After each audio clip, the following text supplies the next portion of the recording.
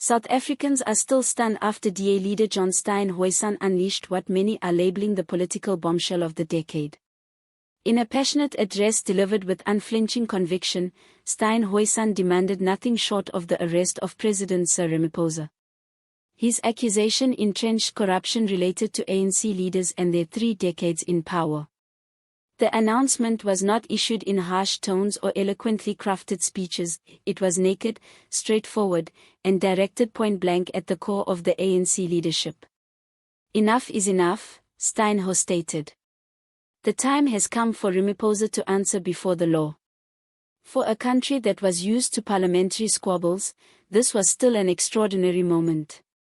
South Africans have witnessed leaders make accusations, opposition parties call for accountability, and ruling elites push back against blame, but this moment was powerfully different, nearly charged with electricity, as if the very atmosphere had changed.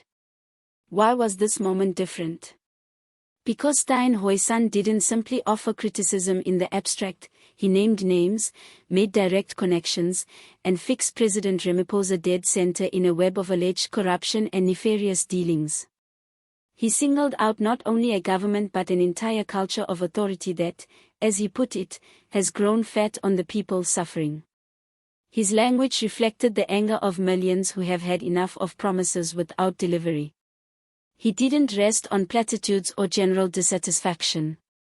Steenhuisen went on alleging that the whole political system is by design rigged to protect Ramaphosa and his friends while normal South Africans remain struggling in the dark, literally and figuratively, as rolling blackouts are now an ominous sign of the nation's deterioration. For a nation bruised by joblessness, deteriorating inequality, dilapidated infrastructure, and scandal on top of scandal, this was not just another political address, it seemed like a clear-on attack on what many had thought was an untouchable throne. The reaction of the ANC was quick but disorganized. A number of members jumped up to support Ramaphosa, labeling Steenhuisen's comments as irresponsible populism and outright deception. Some even went as far as to claim that he was trying to destabilize the nation for political purposes. However, surprisingly, many others in the ANC were silent. That silence in a party that boasts about its united front said volumes. It was heavy with meaning, a silence of fear, doubt, or tacit assent. This is where the deeper drama lies. Division within the ANC is no longer a whisper. For years, Ramaphosa has positioned himself as a reformer, the steady hand to tidy up the mess of his scandal-ridden predecessors, but Steenhuisen's accusations struck at the very center of that closely nurtured reputation. They portrayed him not as a savior of the ANC but as its facilitator, someone who talks of reforming but does nothing to root out the corruption. The ANC's carefully maintained walls of solidarity now begin to crack under the pressure of public indignation and intra-African skepticism. In private, insiders are gossiping about turf wars that are becoming increasingly nasty by the day. Steenhuisen's outburst could have ignited a blaze the party is now powerless to extinguish.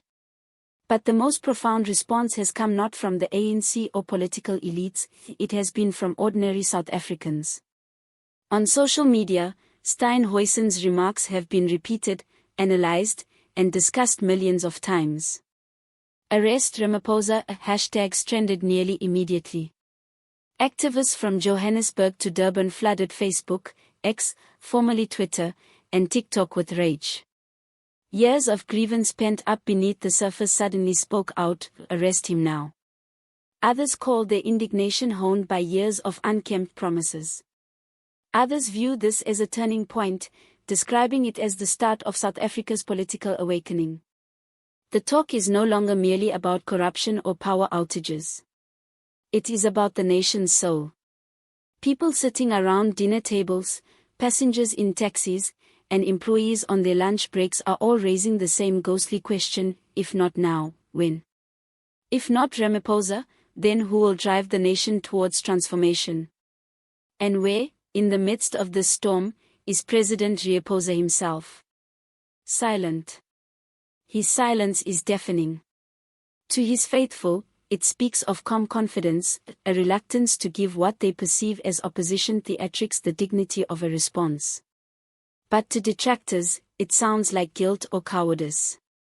They opine that a president with nothing to hide would take the microphone, clear his name, and confront his accuser squarely.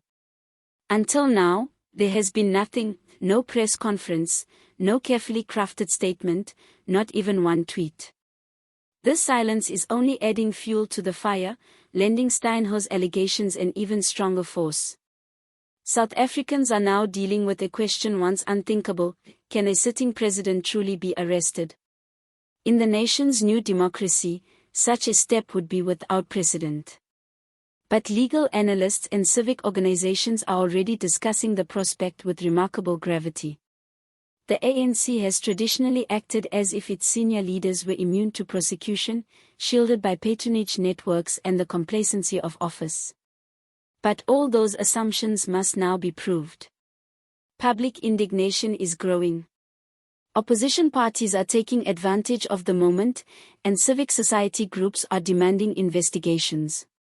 Even if an arrest is never made, Steenhuisen's ultimatum has altered the debate forever. Ramaphosa's presidency will always be shadowed by that two-word demand: arrest him. South Africa is at a juncture. There is a political machine that has ruled for 3 decades but is now seeming to decay from within, and there is an uncertain but irrepressible call for change, a call growing louder from ordinary people who are fed up with excuses and are starting to think that radical action is the only way. The coming weeks will tell if Steenhuisen's bombshell was merely an outburst of political drama or indeed a turning point in the country's history. Either Ramaphosa acts swiftly and takes back control of the agenda, or he threatens to be swept away by the wave of public indignation and the force of history itself. Commentators say that once the public's confidence starts to erode, it seldom comes back. What's incontrovertible is this: the ANC is going through one of its most perilous storms ever. The party that once symbolized liberation and promise is now struggling to keep out the storming horses of accusations of betrayal and rot. Steenhuisen's act of daring-do has broken the walls wide open and exposed weaknesses that the ANC can no longer cover behind slogans of unity or campaigns of elected promises. Even long-time supporters are now questioning whether the party which they once had faith in can weather this moment and escape unscathed. For most, Steenhuisen's battle is not merely that of one individual or one party, it's that of South Africa's democracy itself. It's that of whether or not power is ever in the hands of the people or forever locked in the clutches of a select few. The coming days and weeks will be decisive not only for President Ramaphosa and the ANC but for all South Africans who value accountability, justice, and their country's direction.